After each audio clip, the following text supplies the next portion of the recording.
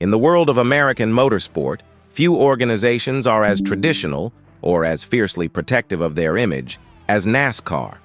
For decades, its thundering V8 gasoline engines have defined the sport's identity, loud, raw, and unapologetically American.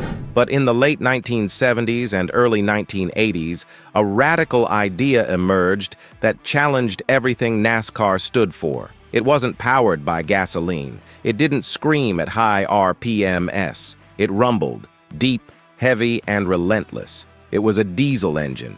And not just any diesel, this was a monster that would shake the foundations of stock car racing, forcing officials to confront a terrifying question.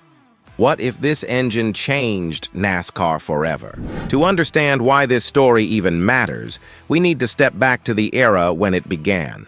The late 1970s were a time of change in American motorsport.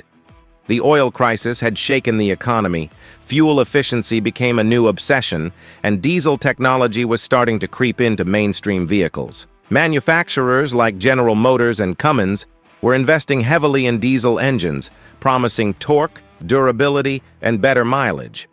In theory, it made sense. Diesel was more efficient, and in endurance scenarios, that could be a massive advantage. But NASCAR wasn't about efficiency. NASCAR was about power, speed, and spectacle. And the roar of gasoline V8s was as much a part of the show as the racing itself. Yet one team decided to challenge that sacred formula. That team was Nichols Engineering, a small but ambitious racing outfit known for its bold experiments. Backed by Cummins, the legendary diesel manufacturer, Nichols began developing what would become one of the most talked-about engines in NASCAR history, a turbocharged diesel V8 designed to compete against the gasoline-powered giants of the sport. It was raw, industrial, and unlike anything the oval tracks had ever seen.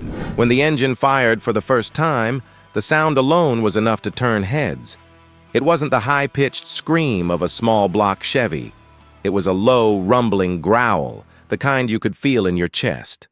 Crew members described it as a truck engine that wanted to go to war. The idea seemed insane. Take a heavy, torque-oriented diesel meant for industrial use and drop it into a racing chassis built for high-speed oval competition. But for the engineers behind it, that was exactly the point. Their reasoning was simple. Diesel engines produce enormous torque at low RPMs, meaning faster acceleration out of corners. They're also more fuel efficient, which could reduce pit stops, an advantage that might win long races. On paper, it sounded revolutionary. But in NASCAR, revolutions rarely go unpunished. At first, officials were skeptical but curious.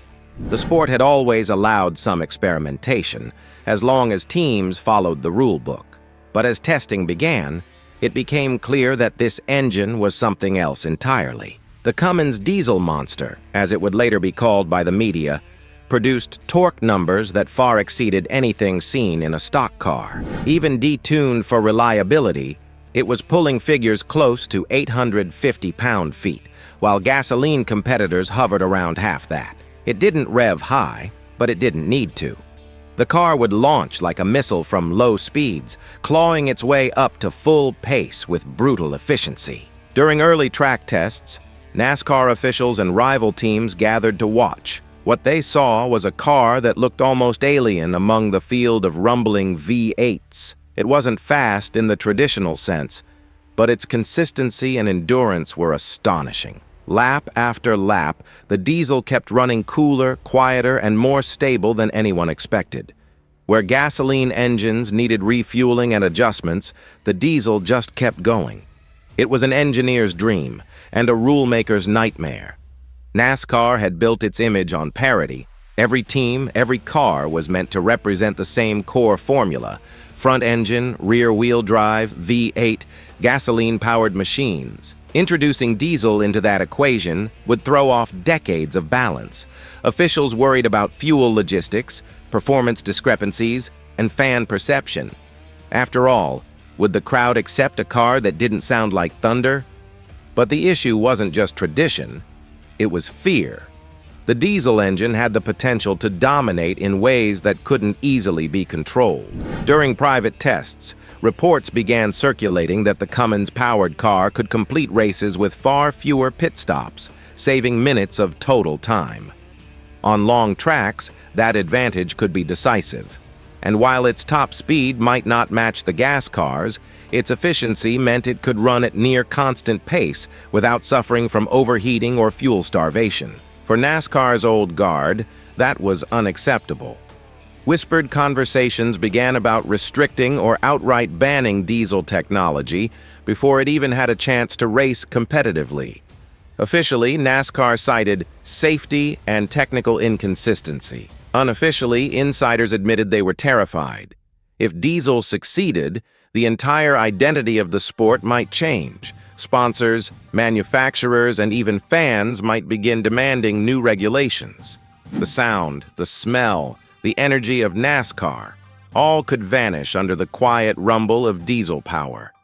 The final blow came before the engine could ever prove itself in an official race. NASCAR quietly adjusted its rulebook, introducing new clauses that effectively outlawed diesel power plants from competition. Teams could experiment all they wanted in private, but no diesel car would be allowed to take the green flag. The diesel monster was shelved, its promise buried under layers of bureaucratic language and tradition. Still, the legend didn't die. Engineers who worked on the project kept the stories alive. They spoke about its incredible torque, its reliability, and its potential to rewrite what racing could be. For Cummins, the experiment was a statement. Diesel technology could be more than just trucks and tractors. It could compete at the highest levels of motorsport. And in a way, it did.